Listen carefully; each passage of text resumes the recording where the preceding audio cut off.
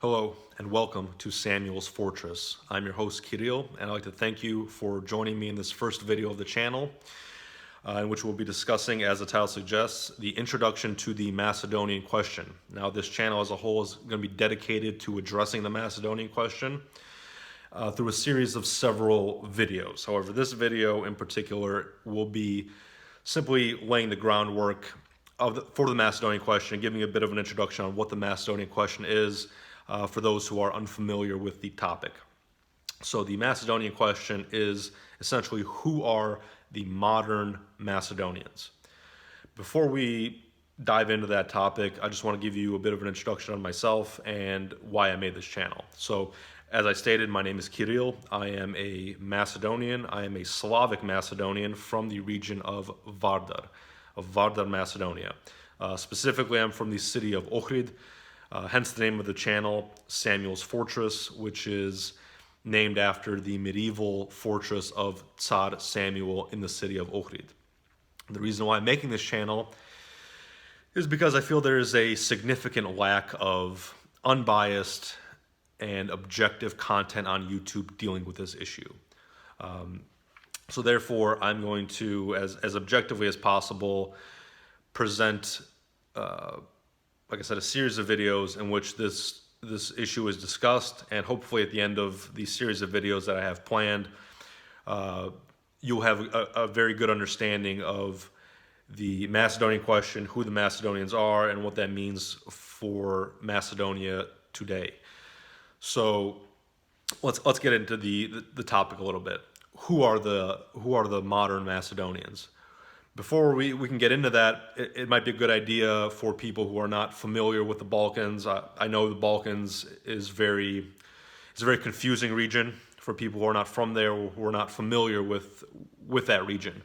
So to begin with, what is Macedonia? So Macedonia is a region. It is a region of the Balkans that is currently divided between three separate nations.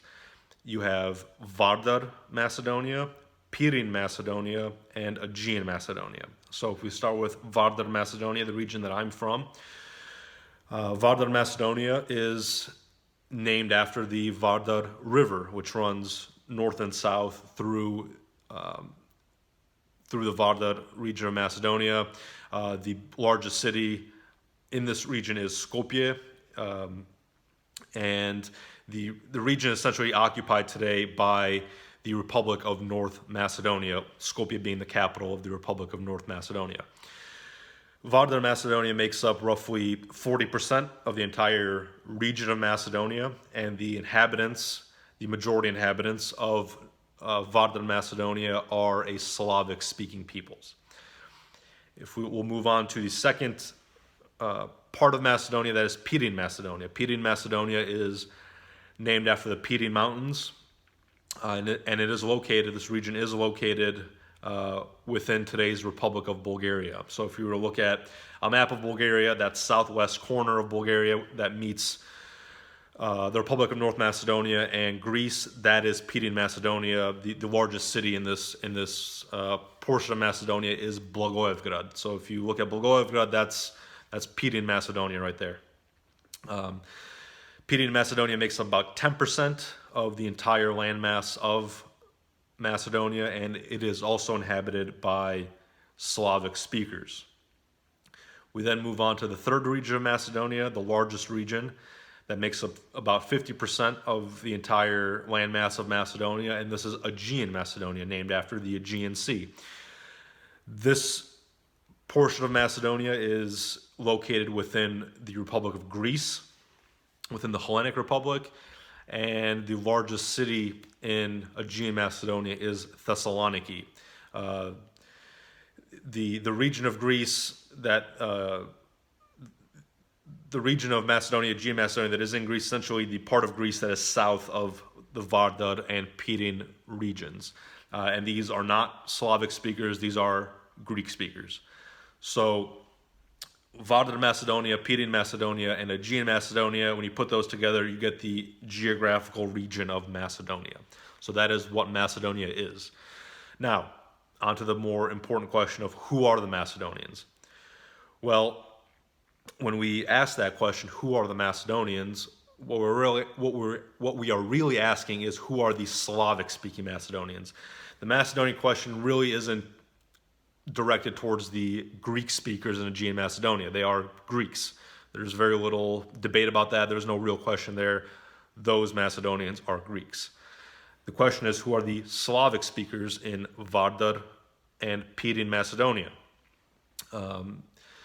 So if we look at that question, at a very basic level, there are two theories there are two overarching theories on who the Slavic-speaking Macedonians are. There is the traditional theory, the mainstream theory, the theory that's really accepted by all of world history, by historians across the globe, and that is that the Slavic-speaking Macedonians in Vardar and Pirin are the descendants of the Slavic tribes who migrated or invaded the Balkans in the Middle Ages.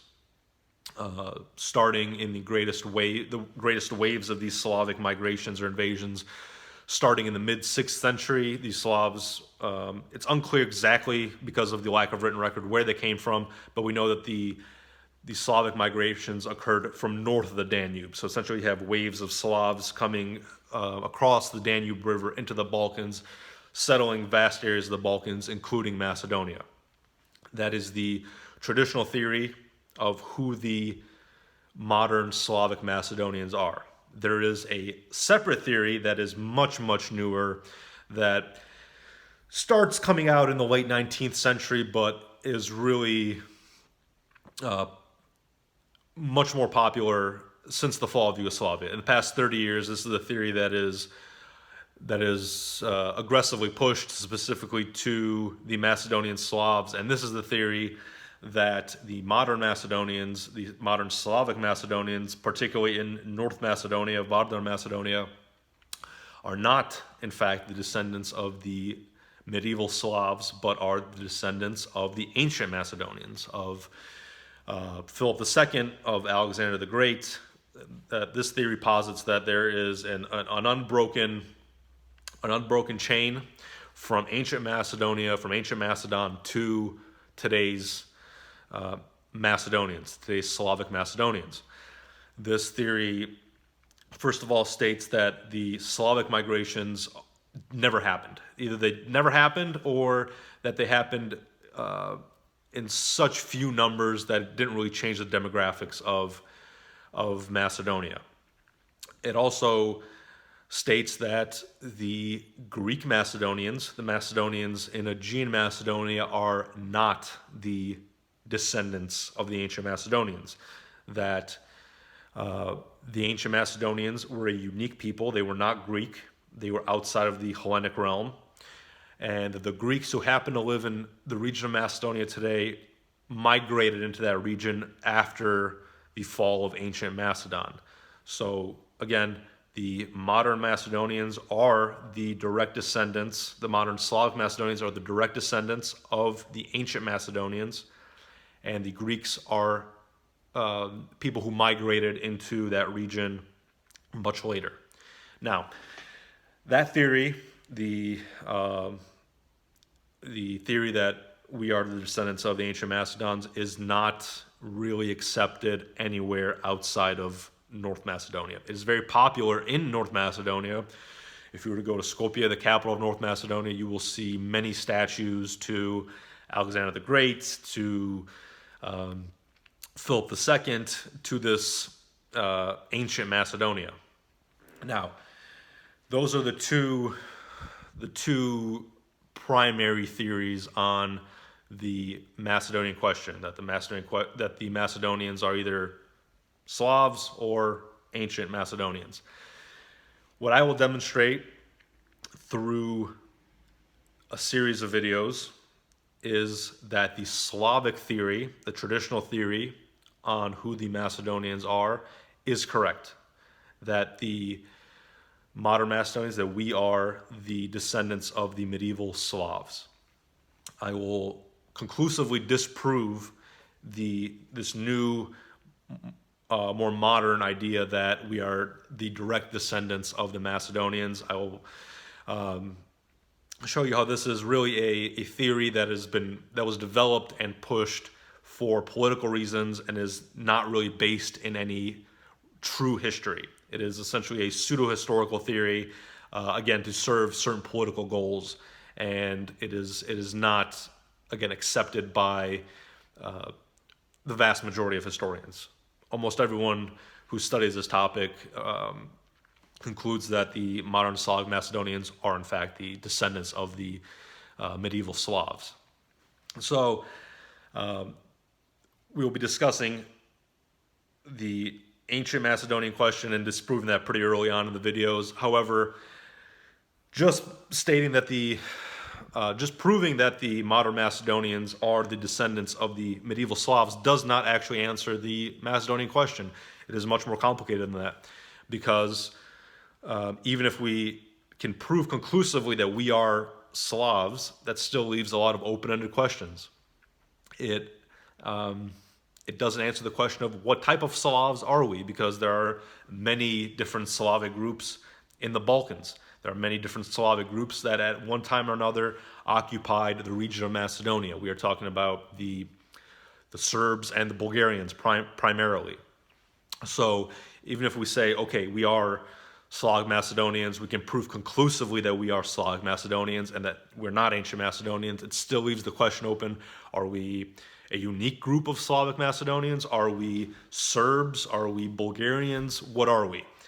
So that will be a topic for future videos as well. So essentially we'll have one set of videos going back to the ancient and medieval period in order to establish that we are not descendants of the ancient Macedonians. We are the descendants of the medieval Slavs, and that series of videos will also discuss the incorporation of the Macedonian Slavs into the Bulgarian Empire, the influence the Bulgarian Empire had on the on the medieval Macedonian Slavs.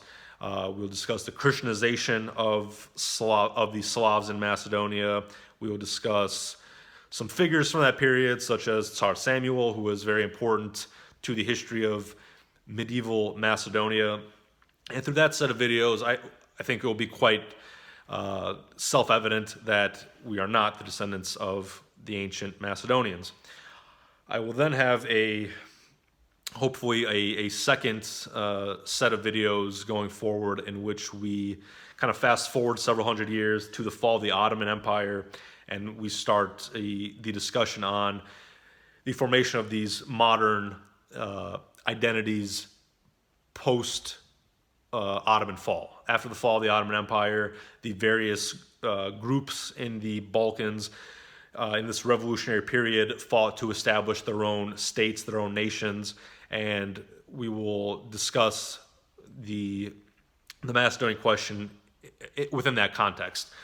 So that will be the second set of videos, and I think through these two sets of videos that we'll have a very good understanding of the historical processes that led to the formation of the modern Macedonian consciousness from very early on to the 19th and 20th century. Like I said, we'll be discussing the revolutionary period.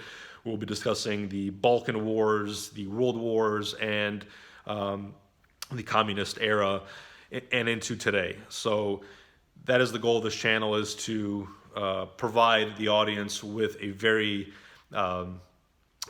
deep understanding of the Macedonian question, of the controversies surrounding it, and the historical processes which lead us to where we are today. So I'd like to thank you very much for watching this video, and I hope you'll stick around for future videos as we discuss the Macedonian question. Please subscribe to the channel, click any notifications down below so you get alerts for new videos, and I will see you next time. Thanks again for watching, and God bless.